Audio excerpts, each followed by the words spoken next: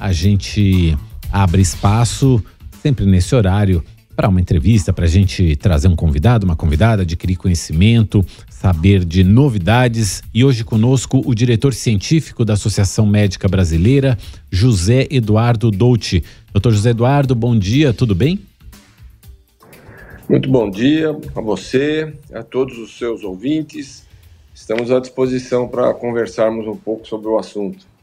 É a demografia médica, né? A demografia médica no Brasil, que é um estudo que foi realizado pela Associação Médica Brasileira em conjunto com a Faculdade de Medicina da USP e que apontou, né, doutor José Eduardo, uma disparidade na distribuição dos médicos e de especialistas pelo Brasil. Esse panorama da oferta de médicos foi atualizado após o censo no IBGE. Quais são as principais conclusões que levam a essa grande conclusão aí dessa disparidade, os números que levam a essa conclusão da disparidade, doutor José Eduardo? Bem, o mais importante de tudo é nós deixarmos claro que no Brasil não existe falta de médicos. O que nós temos é uma distribuição absolutamente desigual em todo o território nacional. Existe um dado estatístico que não é absolutamente certo para todo mundo, mas que se faz a adequação de 3 a 4 médicos para cada 1.000 habitantes. Veja, países de primeiro mundo chegam a ter 5 ou 6 médicos para cada 1.000 habitantes. Aqui no Brasil, hoje, nós temos 2,7 médicos por 1.000 habitantes, que está muito próximo de 3. Nós temos hoje 545 mil médicos, só que eles estão absolutamente mal distribuídos. Veja, o Distrito Federal, nós temos 6 médicos por cada 1.000 habitantes, que está muito acima daquilo que é preconizado pela Organização Mundial de Saúde. E o Maranhão tem 1 médico para cada 1.000 habitantes. Então, esta distribuição desigual é causada principalmente pela falta da carreira nacional do médico.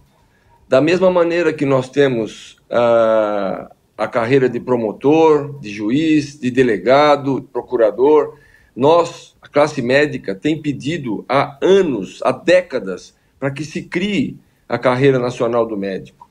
E esse médico que aderir, que prestar concurso e entrar para a carreira, ele vai ser designado para cidades longínquas. Mas a grande diferença é que ele vai fazer carreira. Ele não vai ficar à mercê das vontades políticas locais, que é o que acontece atualmente. O médico vai para um local distante, depois de 3, 4 anos, muda o prefeito, não serve mais esse médico, manda embora. E ele foi com a família toda, os filhos, e principalmente a falta de infraestrutura para que o médico possa ir para locais mais distantes. Então, essas políticas que são lançadas, como o Mais Médico, que já está vindo pela segunda vez, nós da classe médica, principalmente a Associação Médica Brasileira, o Conselho Federal de Medicina, julgamos que isto é tapar o sol com a peneira. Enquanto não fizermos uma política nacional da carreira do médico, isso realmente vai perpetuar essa divisão desigual dos médicos no território nacional. E isso que o senhor se refere, essa carreira nacional do médico, é claro que a gente está se referindo a uma carreira no Sistema Único de Saúde, ou seja, no Sistema Público de Saúde, não é? Exatamente. É carreira em tempo integral, da mesma forma que uma pessoa que resolve ser promotor ou juiz de direito, ele não pode ser ao mesmo tempo delegado, ele não pode ser ao mesmo tempo advogado, e para a carreira do médico é a mesma coisa. Então o médico teria dedicação exclusiva e teria a progressão na carreira dele à medida que o tempo for passando. Então ele pode começar a carreira nos locais longínquos que o governo determinar, e depois, à medida que ele vai passando os anos, ele vai pode eventualmente pleitear vir para outras regiões.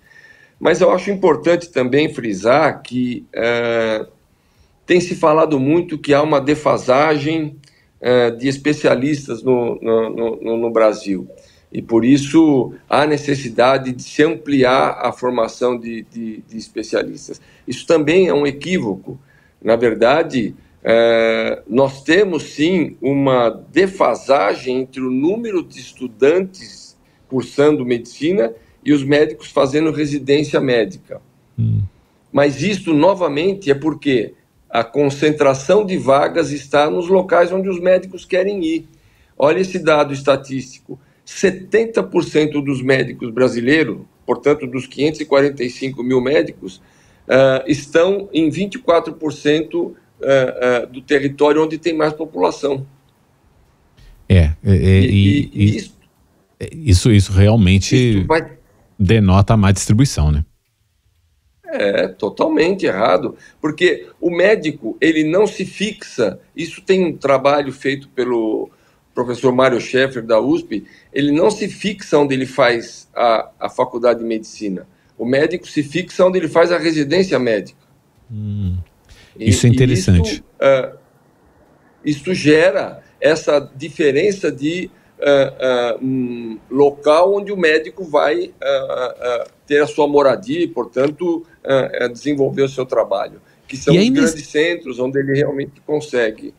E nesse sentido, doutor José Eduardo, também existe desigualdade nos locais onde esses cursos de residência médica são oferecidos? Quer dizer, já que o médico se fixa onde ele faz a residência, os cursos também estão mal distribuídos? Também, porque, na verdade, a residência médica é um ensino e treinamento em locais onde você tem condições de oferecer isso. Então, nós hoje temos que discutir o que nós queremos em termos de formação do médico, né?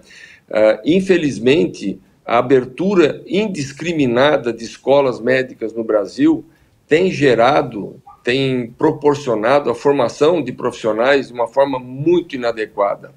Profissionais realmente que, se nós fizéssemos o mesmo teste que se faz para a OAB, por exemplo, se fizesse para o egresso, nós teríamos um índice de reprovação altíssimo. Até 5 anos atrás, o Conselho Regional de Medicina do Estado de São Paulo fazia uma prova desse tipo para todos os egressos dos cursos de medicina do Estado de São Paulo. Não era obrigatório fazer e não impedia o médico de exercer a sua profissão.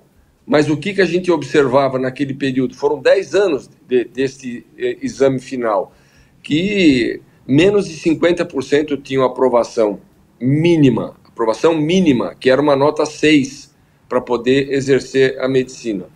Então, isso mostra que nós precisamos melhorar a qualidade dos cursos de medicina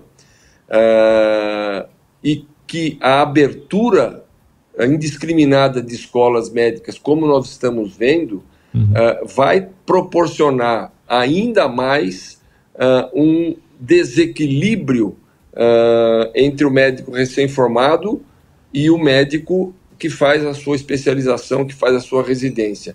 E os locais onde se faz uma residência boa, evidentemente, tem que ter hospitais bons, tem que ter qualidade de professores, que a gente está vendo que isso não está acontecendo. Você percebe que isso é um ciclo vicioso. Exato, né? Exato. São os famosos gargalos que a gente enfrenta aqui no Brasil, e esse estudo e os dados que o senhor está nos apresentando mostram os gargalos na área do atendimento de medicina à população. Dr. José Eduardo Dolci, muito obrigado pela entrevista, por nos trazer esses dados. O Dr. José Eduardo é diretor científico da Associação Médica Brasileira. Muito obrigado, um bom dia para o senhor. Bom dia a você, bom dia a todos os seus ouvintes, obrigado pela oportunidade.